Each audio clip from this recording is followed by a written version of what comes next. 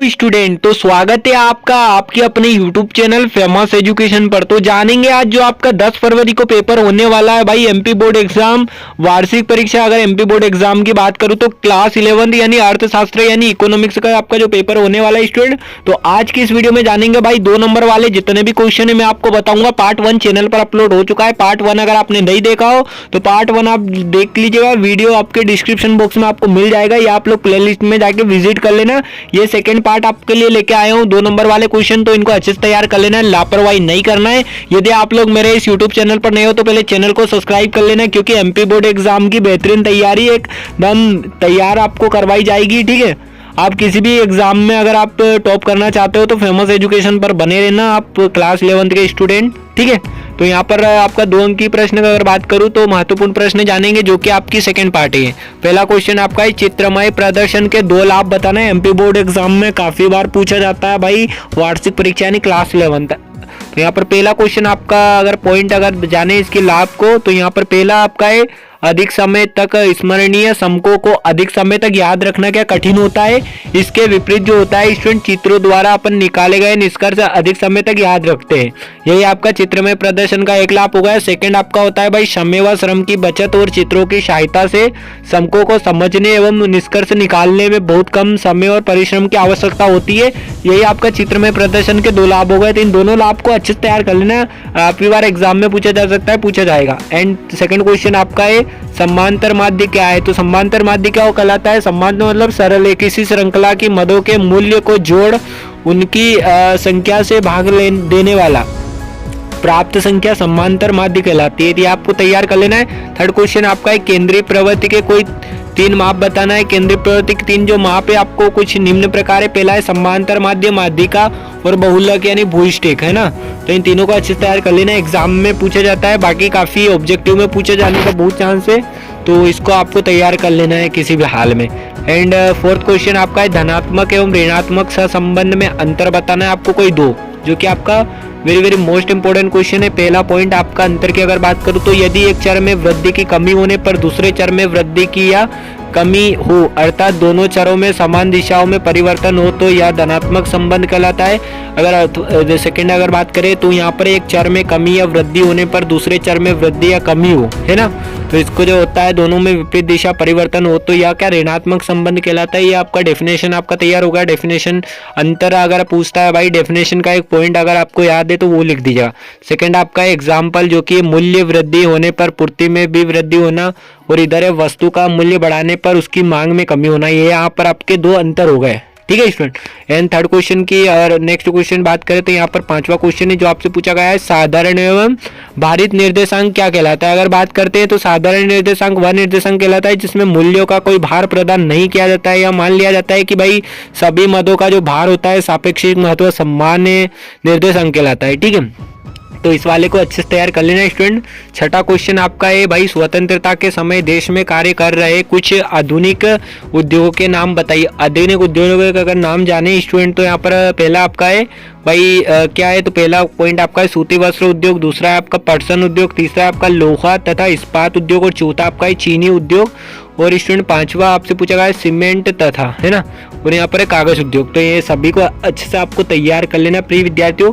And यहाँ पर 7वें की अगर बात करूँ तो यहाँ पर आपसे पूछा गया है योजना की परिभाषा लिखिए।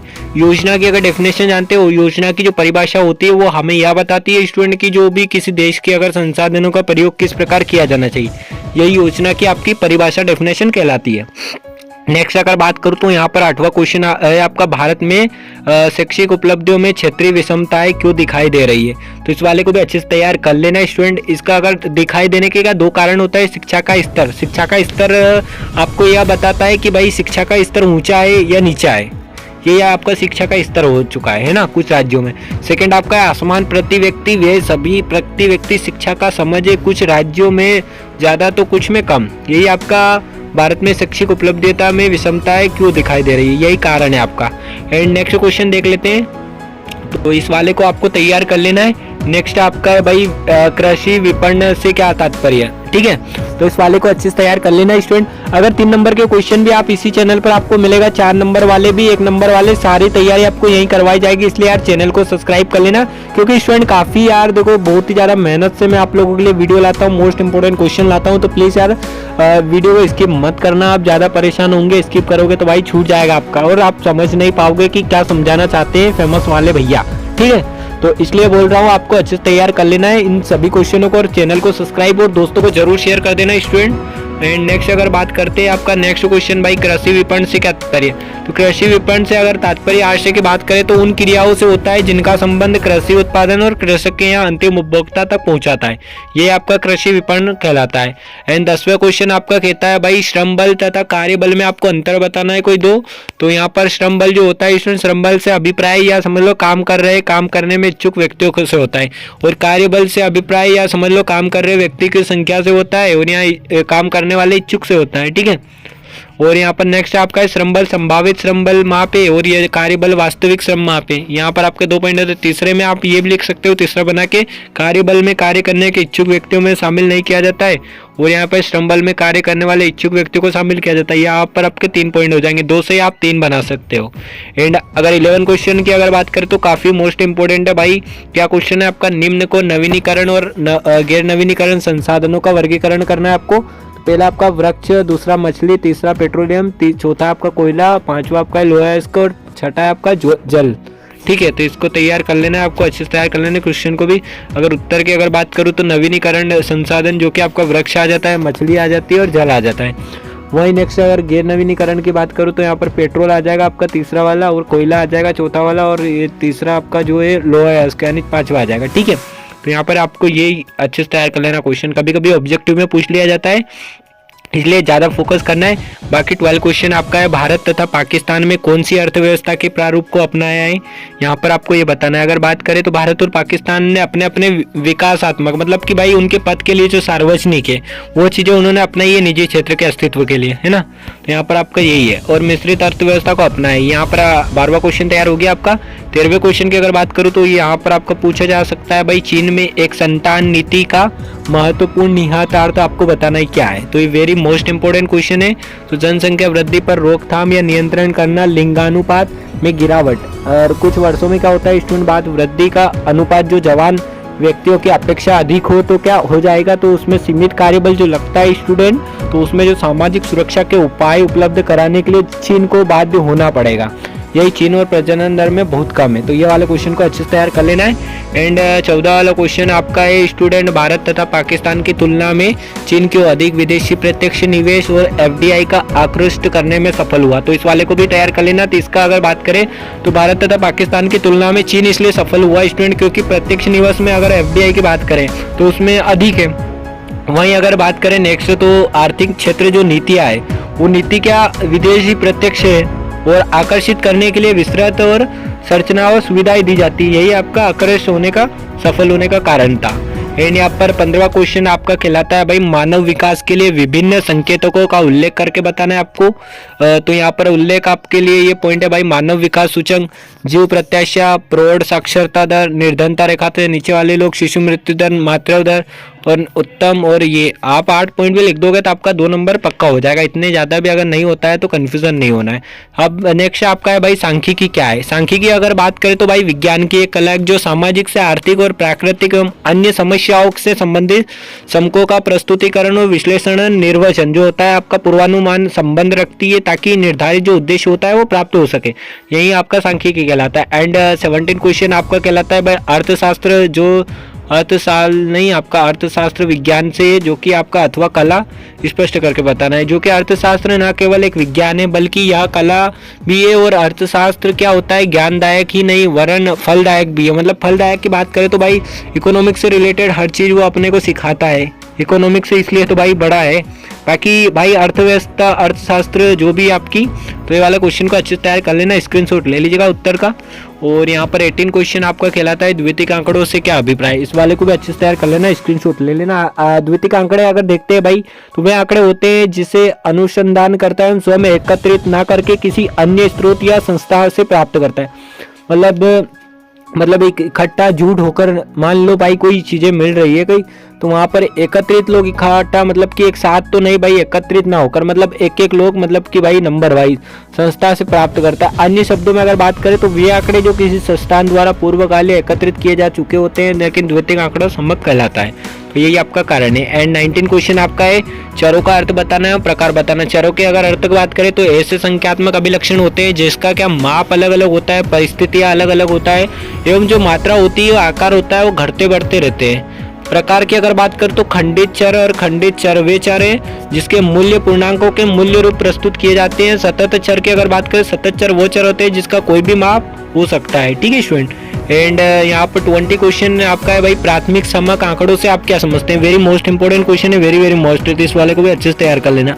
यहाँ पर आपका प्राथमिक समक वे समक होते हैं जिसे अनुसंधान करता है, मतलब कि जो कर रहा है अपने शोध के कार्य के लिए वही स्वयं एकत्रित करता है अथवा एकत्रित करवाता है। तो यही आपका प्राथमिक समक कहलाता है स्टूडेंट। तो इस वाले को अच्छे से तैयार कर लेना। बाकी यार अभी तक वीडियो को लाइक नहीं किया हो तो स्टूडेंट प्लीज यार वीडियो को लाइक कर देना, क्योंकि बहुत ही ज्यादा मेहनत से मैं आप लोगों के लिए मोस्ट इंपोर्टेंट क्वेश्चन ला रहा हूँ। लगातार आपका एमपी बोर्ड वार्षिक परीक्षा की तैयारी करवा रहा हूँ स्टूडेंट। आपकी फरवरी जो एग्जाम होने वाली है अभी भाई, ये पेपर तो आपको 10 फरवरी को होने वाला है। बाकी जो भी आपका अकाउंटेंसी या बिजनेस का जो पेपर है हिंदी इंग्लिश, तो उनकी भी तैयारी आपको कराई जाएगी। आपको क्या एप्लीकेशन करना है, क्या नहीं पढ़ना है, क्या ग्रामर पोर्शन है आपका, तो सभी को अच्छे से आपको तैयार कर लेना। सतत चर और विविक्त चर में आपको अंतर बताना है स्टूडेंट कोई दो। तो सतत चर जो होता है वो ऐसा चर होता है जो किसी व्यक्ति मान लो किसी दिए गए परास के अंतर्गत कोई मूल्य धारण कर सकता है या संतत चर कहलाता है। ऐसा कोई जो चर जो दिए गए परास में केवल विशेष मूल्य पूर्णांक निर्धारित करता है न धारणा करता है, विविक्त चर कहलाता है। एंड यहाँ पर नेक्स्ट एग्जाम्पल के लिए लोगों की उम्र, कद, वजन आदि। और यहाँ पर एग्जाम्पल में आपका है भाई सदस्यों की संख्या और कक्षा विद्यालय में छात्रों की संख्या। और यहाँ पर 22वां क्वेश्चन है मध्यिका में से क्या आशय परिभाषित करना है आपको। वेरी मोस्ट इंपोर्टेंट क्वेश्चन है, इसको भी आपको तैयार कर लेना स्टूडेंट, किसी हाल में छोड़ना नहीं है। मध्यिका अगर बात करें तो भाई समकमला के मध्यकाल का जो मूल्य पद होता है भाई, इसके प्रति जो भी समकमला के पद और मूल्यों को आरोही क्रम में और अवरोही क्रम में जो व्यवस्थित किया जाता है वही आपका मध्यिका का डिफरेंस कहलाता है, आशय कहलाता है। ठीक है। परिभाषा होते प्रोबाउलों के अनुसार अगर जाने तो यदि एक समूह में पदों को उनके मूल्यों के अनुसार क्रमबद्ध किया जाए तब लगभग मध्य पद जो होता है मूल्य मध्यिका होगी। एंड यहाँ पर 23 क्वेश्चन है आपका माध्य क्या है। तो माध्य क्या होता है स्टूडेंट, जो एक विशेष सांख्यिकी होती है, यंत्र होता है एक तरह से, जो भी मतलब उसमें जितनी भी बड़ी बड़ी संख्या है उनकी मदों में क्या प्रतिनिधित्व संख्या में बदल देता है, वही आपका माध्य कहलाता है। एंड 24 क्वेश्चन है धनात्मक व ऋणात्मक सहसंबंध के कोई दो आपको उदाहरण बताना है।